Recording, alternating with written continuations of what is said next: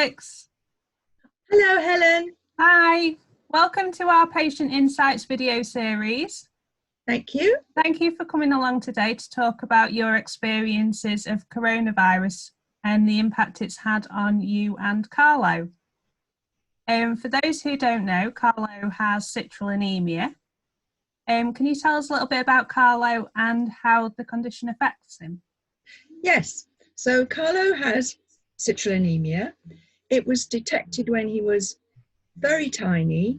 Unfortunately, he went into quite a deep coma, and it took a while to actually diagnose the particular condition, although they knew very early on that it was a urea cycle disorder.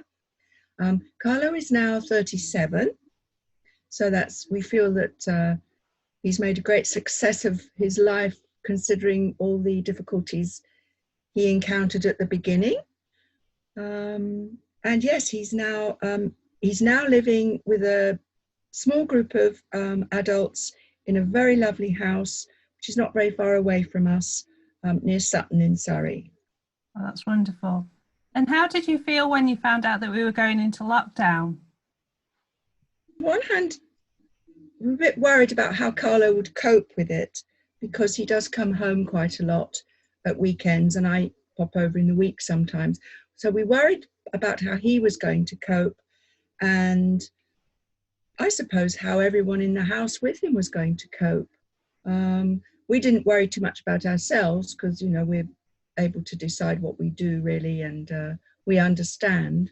But yes, I did worry that he would become quite anxious by not seeing us, and by going through this, detecting everybody else's anxiety.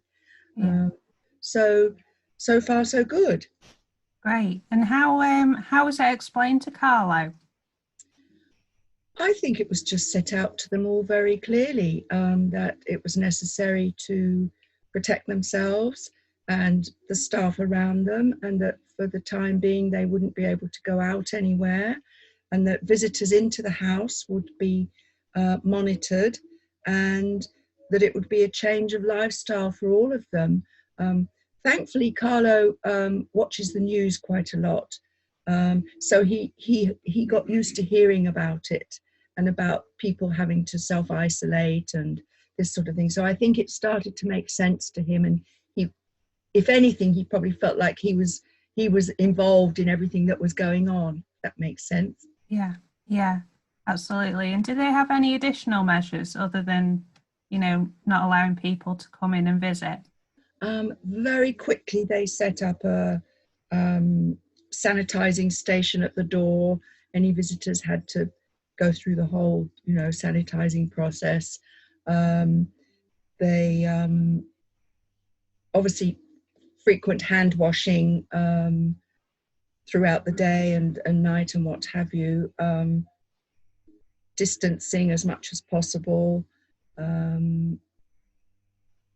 Yeah, I think early on we had to, before we went into strict lockdown, we had to sign something if we were going over there, to say that to the best of our knowledge we hadn't been in contact with anyone, and we would take precautions. So fortunately, it was Carlo's birthday on the 15th of March, so he came home that weekend, and of course it was within a couple of days after that that his house, and I guess the rest of us, went into lockdown. So we were able to have him home for his birthday, which was very nice. Oh, wonderful. And how have you been staying in touch since? Oh, he phones every day, sometimes twice a day. We've done a couple of FaceTimes with him, and a couple of Skypes, but he's a bit awkward with the camera. He tends to sort of, I don't think he knows quite how to handle speaking and seeing himself on and us on screen. So he's fine with just talking. Oh, wonderful. And who's managing his medication at the moment? Well, the staff where he lives, I think they're all meds trained now. So they take care of all that as they've always done. Nothing's changed from that point of view. Supplies of meds have continued to come. Do you organise that?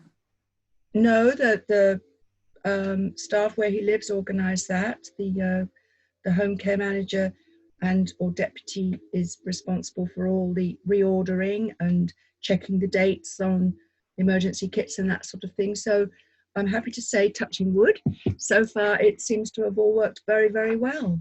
Wonderful. And does he still have appointments to attend? We had an appointment scheduled with the metabolic unit at Queen Square very shortly after lockdown started. We obviously didn't go to that. I had a telephone conversation with Dr. Latchman and the dietitian. Carlo wasn't here, of course, but we decided it was easier because of trying to set it up as a conference call. It was easier if I did it. So we spoke to the staff and made sure there was no concerns and things, and had a nice chat with Dr. Latchman. And I then reported back, but there was really nothing to report because everything seemed to be going on as usual. That's good. No blood tests, of course. That's the only thing. They weren't able to check ammonias, and it didn't seem worth taking the risk of going to hospital just in order to do that, as long as Carlo presented with no symptoms of anything. Were you happy with that?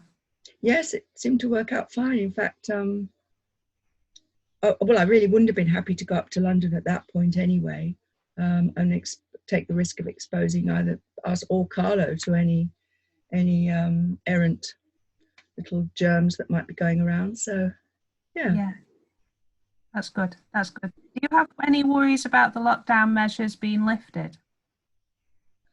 I do, actually. I mean, they've hardly been lifted at all so far, and yet people seem to be flocking outdoors. And so, yes, I do. But I think that where Carlo is, they will be ultra careful, because it's not only Carlo, but of course, all of the adults where he lives are vulnerable. They all have underlying health conditions. So I think they will be very, very cautious about letting anybody out or anybody new in until they're confident that they can protect everyone. Excellent. Alex, thank you so much for sharing your experiences and your knowledge as well. It's been wonderful, as always, to speak with you. Thank you. I'll just say thank you to all of you for continuing to give everyone support and encouraging everyone to chat together, and certainly makes it easier to know there are other people there if you do have any worries or concerns. Thank you so much. Thank you. Right. Bye, Helen.